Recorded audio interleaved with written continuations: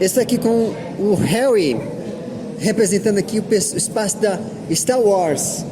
Galera, poderia falar um pouquinho sobre o seu espaço, um pouquinho sobre esse universo do Star Wars? Claro. Oi, tudo bom? Beleza? Então, eu faço parte do Império Sith Fandom, é um fã-clube de Star Wars, é novo no mercado, né? E a gente leva as salas temáticas do segmento, né, da franquia Guerra nas Estrelas para diversos eventos em São Paulo, com alguns acervos do fã-clube, sabres de luz, capacetes, né? Um pouco da história, a gente leva um pouquinho do universo de Guerra nas Estrelas de George Lucas, né? Para os fãs, de fã para fã. Como um bom fã, né? A gente tem que fazer o nosso melhor, conversar e agregar isso daí, a nova geração que está chegando, e alguns não conhecem, só conhecem as últimas séries e os últimos filmes, mas a gente está falando um pouco também do universo expandido e dos clássicos, né? Que é a edição do 4, 5, 6, 1, 2, 3 da versão de Guerra nas Estrelas desde 1977. Ah, sim, vamos combinar. Star Wars, na verdade, ele é um projeto incrível, né? Se transformou de que era, na verdade, com licença. Meninas, por favor, a gente está gravando, desculpa. Agora sim, digo que estava assim. E falando sobre Star Wars, que eu já acompanho há muitos anos, né? Que você vê, o George Lucas é um cara incrível. Ele criou um universo cósmico praticamente diferenciado, que perdurou anos e anos, ainda conquistando os fãs. Ainda por cima, vocês estão aqui na mão com um personagem do sim, produção, acho que Mandalorian, alguma coisa assim. Mandalorian, da série de Mandalorian, né? É o Grogu. O Grogu é o Baby Yoda, o The Shield, né? Como eles chamam, que é um personagem, um dos protagonistas dessa série, né? Além do Din Djarin, que foi criado especialmente nos entremeios, né? Faz parte do universo expandido, para estar contando um pouco da história, né? Do povo mandaloriano, né? Que também está protagonizando dentro das séries clássicas, mas brevemente, né, como os caçadores de recompensa. E aí aqui eles mostram, né, toda a filosofia de como funciona, quem é Din Djarin, aonde entra o Grogu, que é do povo do Mestre Yoda, né? Eles confundem, acham que ele é o Mestre Yoda, não é, né? Apesar do Grogu ser um bebê, né, que eles chamam de bebê Yoda, ele tem 50 anos, né? O povo deles, eles começam bebê já com uma idade cronológica humana mais avançada, né? Então ele faz muito sucesso entre as crianças, né? Chamou muita atenção, inclusive o próprio George Lucas, né? Nos filmes que eles fizeram, nos clássicos, ele explica numa das reportagens que foram feitas com ele, né? Da entrevista, e ele diz, tem pessoas que não gostam muito do Jar Jar Binks, né? Que é aquele que ele fala. Mas ele fez isso daí resgatando a infância, para que toda a família consiga ir no cinema e assistir e ter essa identificação com os personagens, né? Eles tornam personagem para não seguir uma coisa muito mais séria, ou se não mais galáctica, que eles falam. Eles agregaram alguns personagens que encantam as crianças, que chamam a atenção, que é para poder fazer parte desse universo a família inteira. Ele pensou nisso também, isso é muito bacana, né? Interessante, mas que aquilo, se você for observar toda a cronologia da história, na verdade, toda a cronologia da história do cinema, você vê que é uma questão que eu gostaria de ouvir sua opinião sobre isso.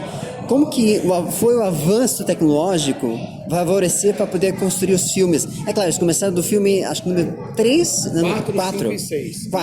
4, e foi depois, 6, depois disso voltou no começo. Como que foi para você isso, né, ver essa questão toda? Então, a ordem cronológica dos filmes, né? As pessoas começaram pelo episódio 4, 5, 6, 1, 2 e 3, porque é uma ordem inversa, mostrando desde a infância, né, do Anakin, mostrando, né, até ele se tornar o Darth Vader. Então tem toda uma ordem inversa, que é para você entender a parte psicológica do filme, que é como que ele cresceu, como que ele desenvolveu, o que aconteceu na vida dele nesse meio tempo, o que significava ser um mestre Jedi, o que significava, né, fazer uso da força, fazer parte do lado negro ou do lightsaber da força. Então eu acho que foi interessante porque ele mostra desde o começo toda a história. A cronologia ela não é aí por acaso, né? Ele quis mostrar desde o começo. Se você inverter até a ordem dos filmes, você assiste 1, 2, 3, 4, 5, 6, você fica com ódio do Vader e não entende o porquê que ele chegou nesse ponto, né?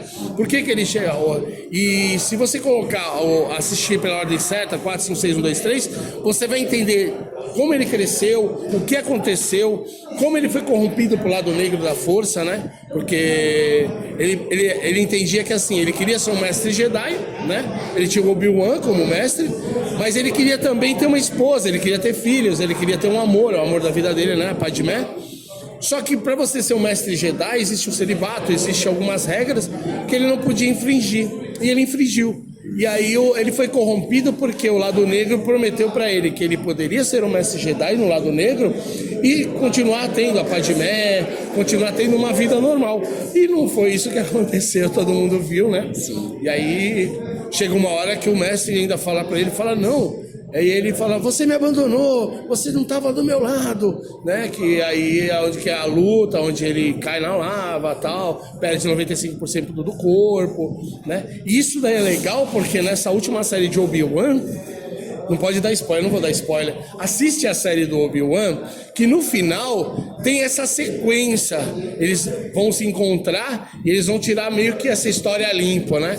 Isso daí que foi uma grande sacada dessas séries, né? Feita pelo Jon Favreau, que também resgata muito do que era Star Wars na raiz, né? Como Rogue One, né?